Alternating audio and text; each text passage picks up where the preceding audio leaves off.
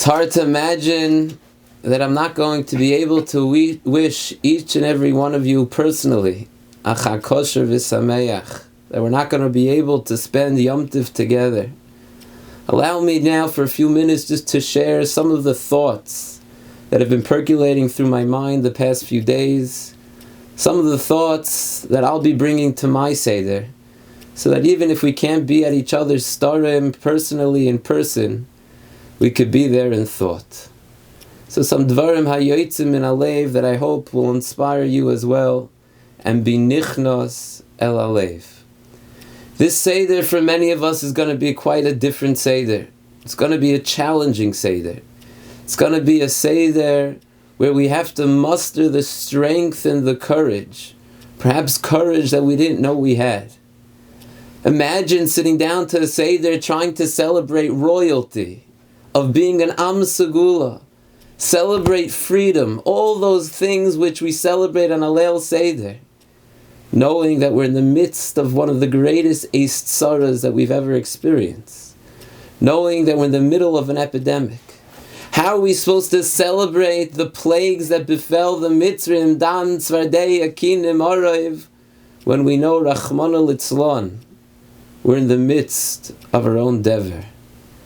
Imagine we'll be sitting down to a Seder, and of course on the forefront of every Jew's mind will be the fresh Yisayimim and Almanos, Rachmana Litzlan. Those people that don't have those family members that they just had a few weeks ago. Sitting down to a Seder, we have to think about them. When we sit down to our Seder, we have to think about Rachmana Litzlan, those many people lying in a hospital bed, not knowing what the next day will bring, unable to make their own Seder. And of course we have to think about those loved ones at home, worried, so nervous and scared, not in touch with those loved ones in the hospital. We have to think about them sitting at their Seder.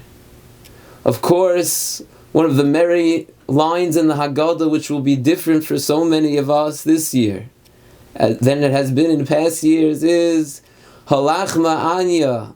We recite, we begin the Haggadah, Halach ma'anya, kol dich v'nyese v'yecha. Whoever wants to come and eat. What we would do this year to be able to invite people into our Seder. Kol dich v'nyese v'yecha, kol ditzrich yese v'yivsach. Think about the so many people sitting alone this Leil Seder, unable to be together with loved ones. What we would do to be able to have them around our table. Let's remember this for future years. When we say Kol dich v'nyese v'yechol, that it's not just lip service. It's not just something that the Baal Haggadah wrote, but we genuinely enjoy the privilege of being able to have other people at our Seder. Kol dich v'nyese v'yechol. So yes, it's going to be a difficult Seder. It's going to be a challenging Seder. It's going to be a Seder where Klal Yisrael once again has to muster up courage, which we didn't even know that we had. But I think that perhaps therein lies the message that we must think about this Leil HaSeder. You see, the Netziv Avalozhin explains to us that the Haggadah, the Leil HaSeder that we experience year in and year out, is quite different than the Leil HaSeder experienced Bizman Beis HaMikdash. The Leil HaSeder Bizman Beis HaMikdash, at the center was of course the Korban Pesach. But the Leil HaSeder that we experience, Rachmana Litzlan B'Avoneseinu HaRabim, we don't have the Korban Pesach. At the center of our Leil HaSeder is not the Korban Pesach, but rather the Achilas Matzah. And explains Netziv, it's not simply because we don't have Korban Pesach, but the very nature of our Leil Seder, the very nature of our Haggadah, our Sipur Yetzias Mitzrayim, shifted, was transformed with the Churban Bayis. While it used to be that the entire focus of Leil HaSeder was the Geula from Mitzrayim, explains the Netziv, that in a world of Galus, in a post-Churban world, the focus of Leil HaSeder has to be twofold. It can't just be limited to the Geula from Mitzrayim. But the Leil HaSeder has to inspire us to yearn, to be mechape, to wait, to be mitzape, to desire so greatly the future geula. Explains the Nitziv Volozhin, if a person has gone through, experienced the Leil HaSeder, and discussed all the tremendous miracles of Yetzias Mitzrayim, but it didn't engender within himself a new tshuka for geula, a tzipiyah liyeshua. He's not desiring the geula any more than he did before the Seder. Explains the Nitziv, then we failed our job, we failed at the Leil HaSeder. The Leil HaSeder isn't just about the geula that took place. It isn't just about the Kriyas Yamsuf and the Eser Makos. Leil HaSeder is about reviewing and recounting those experiences so that that inspires us to be mechape, be mitzape, to yearn for the ultimate geula.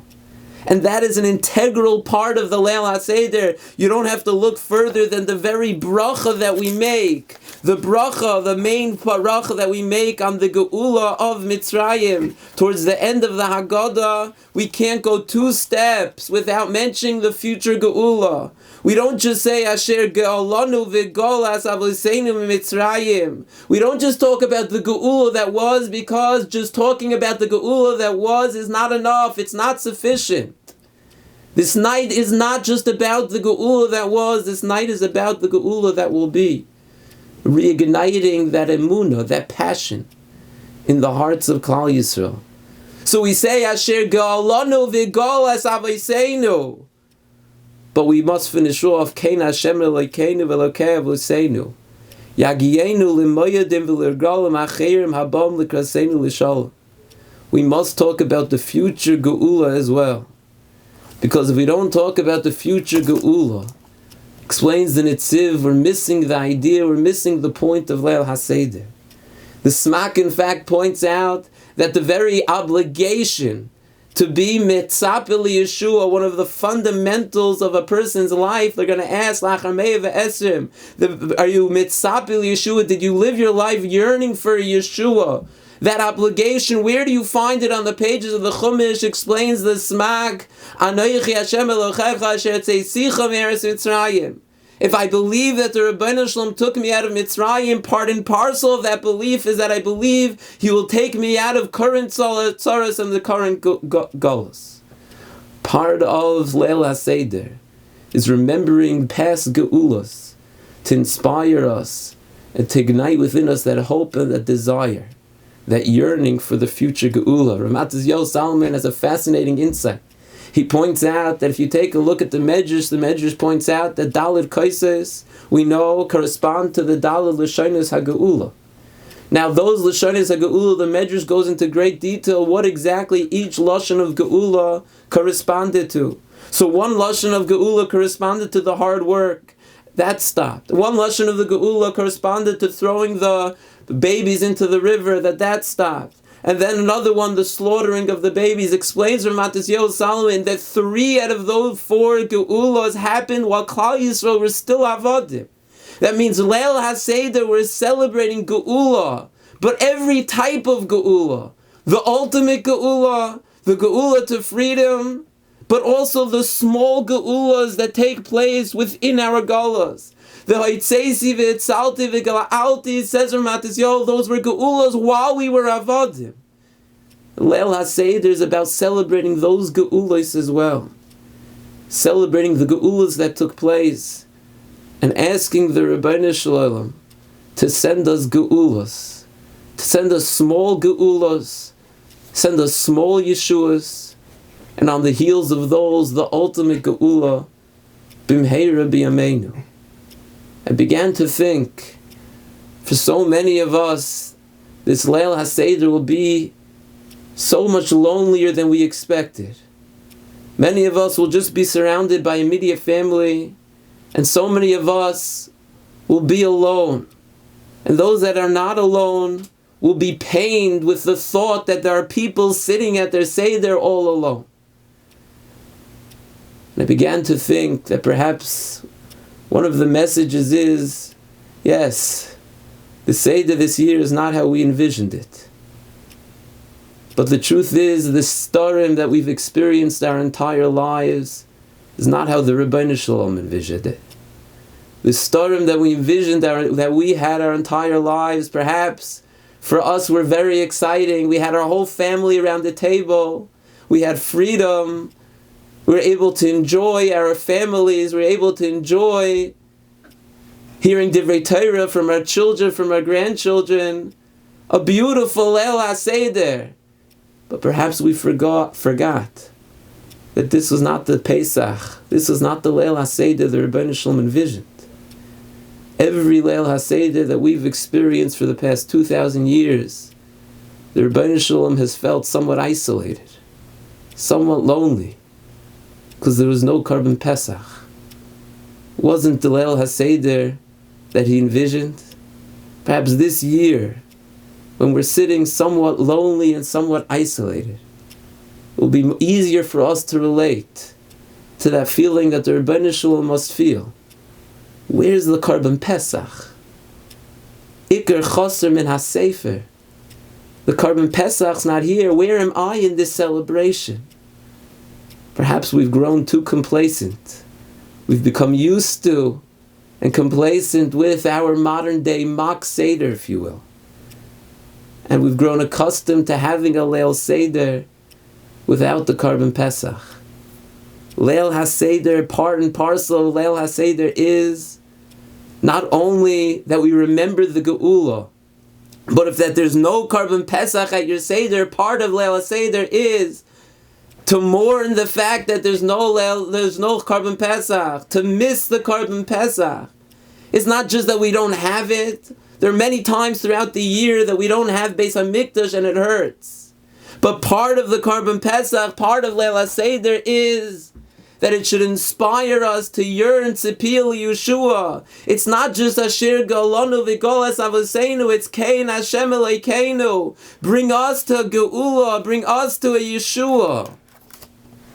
That's what we have to be thinking about this year, as we sit somewhat alone, somewhat isolated, with the starim which were thrown upon us, starim not envisioned and perhaps not desired. It reminds us that the starim that we've been having were also not the ones envisioned, not the ones desired. Perhaps we have to work on not only celebrating the Asher Ga'alanu, but making sure that that engenders within us Kain Hashem Elokeinu, Rebbeinu Shalom. There's a future Geula. Please bring that future Geula back. Bring it back, because we're not satisfied. We're not complacent. As long as there's no Korban Pesach at our Leil Seder is missing. It's lacking. We feel the void, Rebbeinu Shalom. Perhaps you could gain some courage, some strength and inspiration in a letter which I sit down every night every year before the Leil HaSeder. I review this letter. I've shared it with many of you in the past, and this year it carries with it even more meaning for me. It's a letter which has been penned by Rabbi Lapiansky to one of his children, an open letter. And Rabbi Lapiansky over there in the letter acknowledges the fact that Leil HaSeder is much more than a one-night experience, but Leil HaSeder is about passing on a legacy, passing on a Misorah, a tradition to the next generation. And every one of us has to think about, before Leil HaSeder, what is that legacy? What mark am I leaving on this world? What's the legacy that I want to pass on to the next generation? And that's something we have to prepare for. Something we have to think about. It's a night where our legacy is created. Rabbi Lapiansky writes, it is now 3,300 years since we received freedom from Mitzrayim. 3,300 years since Paro let us free. And if you imagine on average that every 100 years, 4 generations. So all that is, he explains, is 132 people. A chain of 132 fathers to son, father to son, father to son. That's it. Passing on this tremendous, tremendous Misorah, this hallowed tradition of Klal Yisrael. 132 people had to pass on the heritage flawlessly, with devotion, single-mindedness that could not falter. So who were these 132 fathers? One was in the Nazi death camps. One was whipped unconscious by the Cossacks. One had children stolen by the Tsar. And one was the laughingstock of his enlightened brethren. One lived in a basement in Warsaw with many days passing with no food crossing his lips, and the other ran an enormous estate in France. One was burned at the stake for refusing to believe in the divinity of a flesh and blood mortal, and one was frozen to death in Siberia for continuing to believe in the divinity of the eternal God. One had been hounded by a mob for living in Europe rather than Palestine, and one was blown up by Palestinians for not living in Europe. One was a genius who could not enter medical school because he was not Christian, and one was fed to the lions by the Romans. 132 fathers, each with his own story, each with his own test of faith, and each with one overriding and burning desire, that this legacy be passed unscathed to me, and now each with one request of me, that I pass this on to you, my sweet child. The Mefarshim explain we wear a kittel Leil HaSeder. Leil HaSeder, we remember that Yom HaMisa, that one day we're no longer going to be here, and all that's going to remain is that legacy that we passed on to our children. And there are 132 people upon whose shoulders we're standing, begging of us that we care for and nurture that legacy, treasure it and cherish it, pass it on to the next generation. 132 parents with 132 stories. Moreover, Rabbi, this year we're writing our story. This year we must remember that Leil HaSeder, what makes it so precious and so beautiful is that it's lasted in Klal Yisrael. Klal Yisrael has performed Leil HaSeder up against the most difficult of times, the greatest challenges. The Leil HaSeder that we are going to experience is an expression of Nitzchias Yisrael. Netzach Yisrael lo yishaker, that nothing that comes our way will stop us from having a Leil HaSeder.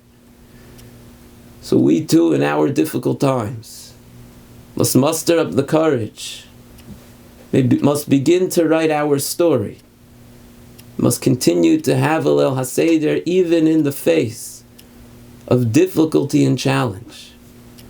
Because that's the Seder. Netzach Yisrael lo yishaker. It's the same Seder that was in Warsaw, the same Seder was in the concentration camps, that same Seder, nothing could come between Klal Yisrael and our Leil HaSeder. These are the thoughts that must be at the forefront of our mind as we sit down to the Leil HaSeder and bombarded with despondent thoughts of pain, anguish, almanos, yisoimim, sickness, illness. Yes, we sit down like 132 generations before us. We muster the strength and we say Hallel to the Rebbeinu Shalom. And the zchus of being able to say Hallel in the midst of a great Eisara, Rebbeinu Shalom will answer our tefillas, and we in Taka will be able to have a Seder of v'noichel sham min hazvachim and min hapsachim.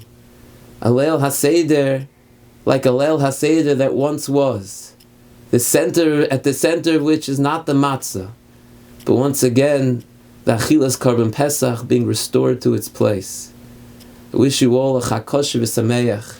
I'll miss you tremendously, and I hope that our Sdarim inspire within us a new, profound, genuine tzipiyah Yeshua. The Rebbeinu Shalom sees, and once again we could be Mekoyim Banu, v'noichel sham min hazvachim u'min hapsachim.